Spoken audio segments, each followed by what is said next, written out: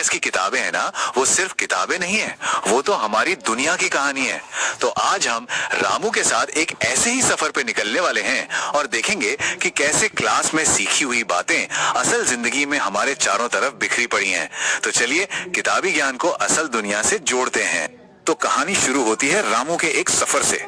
वो अपने दोस्त और चाचा के साथ कहीं जा रहा है और खिड़की से बाहर उसे तरह तरह के जानवर दिख रहे हैं। और भाई, हर जानवर के पीछे छिपी है एक मजेदार कहानी। और हाँ, सीटेट का एक जरूरी फैक्ट भी। चलिए देखते हैं रामू इस सफारी में क्या क्या नया सीखता। तभी रामू के चाचा उसे एक कमाल की ट्रिक बताते हैं। किसी भी जानवर को देखकर कैसे पता करें कि वो बच्चे देता है या अंडे? अरे बहुत आसान है। जिन जानवरों के कान बाहर दिखते हैं और शरीर पर बाल होते हैं, जैसे हमारी गाय या हाथी, वो बच्चे देते हैं। और जिनके कान बाहर नहीं दिखते, जैसे कि सांप या छिपकली, वो अंडे देते हैं। है ना कमाल की ट्रिक? ये सीटेट के लिए याद रखिएगा। अरे आगे उन्हें एक स्लॉथ दिखता है। ये भालू जैसा तो दिखता है, पर भालू है नहीं। ये दुनिया का सबसे आलसी जानवर है। मतलब दिन के करीब 17 घंटे ये पेड़ से उल्टा लटक कर सोता रहता है। और सबसे मजेदार बात क्या है, अपनी 40 साल की पूरी जिंदगी में ये सिर्फ 8 पेड़ों पर ही घूमता है। जिस पेड़ पर रहता है, बस उसी के पत्ते खाकर अपना पेट भर लेता है। अरे बाप रे, अब मिलिए जंगल के असली सुपर हीरो से, टाइगर। जानते हैं इसकी सुपर पावर क्या है? रात में देखना। एक टाइगर रात के अंधेरे में हम इंसानों से 6 गुना बेहतर देख सकता है। जरा सोचिए, घने अंधेरे में भी उसकी नजर कितनी तेज होती होगी। और हाँ, सिर्फ आंखें ही नहीं, टाइगर के पास और भी सुपर पावर्स हैं। उसकी मूंछें हवा में हुई जरा सी भी हलचल को भांप लेती हैं, जिससे उसे अंधेरे में रास्ता खोजने और शिकार करने में मदद मिलती है। उसके कान किसी भी दिशा में घूमकर हल्की से हल्की आवाज पकड़ सकते हैं। और उसकी दहाड़ वो तो 3 किलोमीटर दूर तक सुनाई देती है। चलिए एक छोटा सा सवाल पूछते हैं। अभी अभी हमने टाइगर के बारे में बात की, तो जरा सोचिए, एक टाइगर अपने इलाके की पहचान कैसे करता है? कैसे बताता है कि ये एरिया मेरा है? इसका जवाब है अपने मूत्र की गंध से। वो अपनी गंध छोड़ के दूसरे टाइगर्स को अलर्ट कर देता है। तो जानवरों की दुनिया से निकलकर अब हम उड़ चलते हैं पक्षियों की रंगीन दुनिया में। रामू को आसमान में कई पक्षी दिखते हैं और वो सोचने लगता है कि इनके घर यानी घोंसले कैसे होते होंगे। आपको पता है, हर पक्षी का घर बनाने का तरीका बिल्कुल अलग और एकदम अनोखा होता है। जरा सनबर्ड यानी शक्करखोरा की इंजीनियरिंग तो देखिए। ये पक्षी किसी छोटे पेड़ या झाड़ी की डाली पर अपना लटकता हुआ घोंसला बनाता है। और इसे बनाने के लिए वो क्या क्या इस्तेमाल करता है? बाल, घास, पतली टहनियां, सूखे पत्ते, रुई और यहाँ तक कि मकड़ी के जाले और कपड़ों के चीतड़े भी। है ना कमाल का आर्किटेक्ट? हर पक्षी का घर बनाने का स्टाइल अलग है। जैसे इंडियन रॉबिन, जिसे कलचीड़ी भी कहते हैं, वो अपना घोंसला सड़क किनारे पत्थरों के बीच में बनाती है, एकदम नरम चीजों से, जैसे ऊन और बाल, ताकि घोंसला आरामदायक रहे। वहीं दूसरी तरफ कौवा है। वो अपना घोंसला पेड़ की सबसे ऊंची डाली पर बनाता है। और तो और वो तार और लकड़ी जैसी मजबूत चीजों का इस्तेमाल करता है। एक और मजेदार बात, ज्यादातर पक्षियों की आंखों की पुतली फिक्स होती है, मतलब वो घूम नहीं सकती। इसीलिए आसपास देखने के लिए उन्हें अपनी पूरी गर्दन ही घुमानी पड़ती है।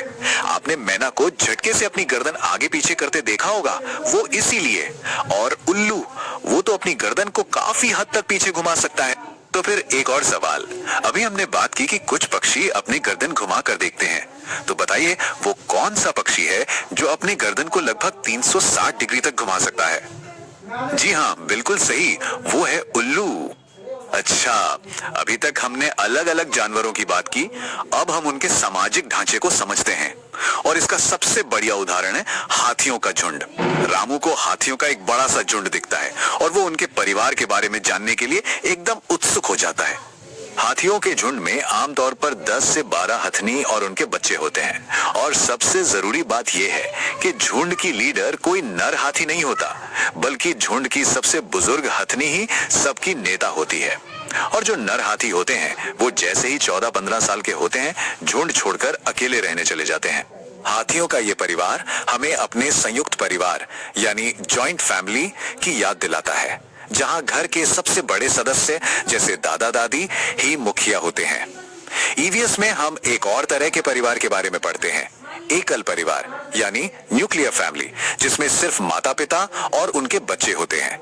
ये दोनों ही परिवार के प्रकार हमारे ईवीएस सिलेबस का एक बहुत जरूरी हिस्सा है। तो जैसे हाथियों का झुंड उनका घर है, वैसे ही हर जीव को रहने के लिए एक घर, एक आश्रय चाहिए होता है। चलिए जल्दी से दोहराते हैं। बाघ मांद में रहता है, खरगोश बिल में। ठीक वैसे ही हम इंसानों के घर भी हमारे माहौल के हिसाब से बनते हैं।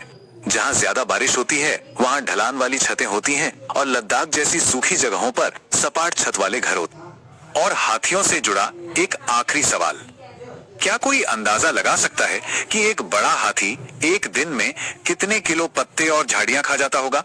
जवाब है लगभग 100 किलोग्राम। शायद इसीलिए वो दिन में बस 2 से 4 घंटे ही आराम करते हैं। तो रामू के इस सफर में हमने जानवरों, पक्षियों और परिवारों के बारे में बहुत कुछ सीखा। अब समय आ गया है अपने ज्ञान को परखने का।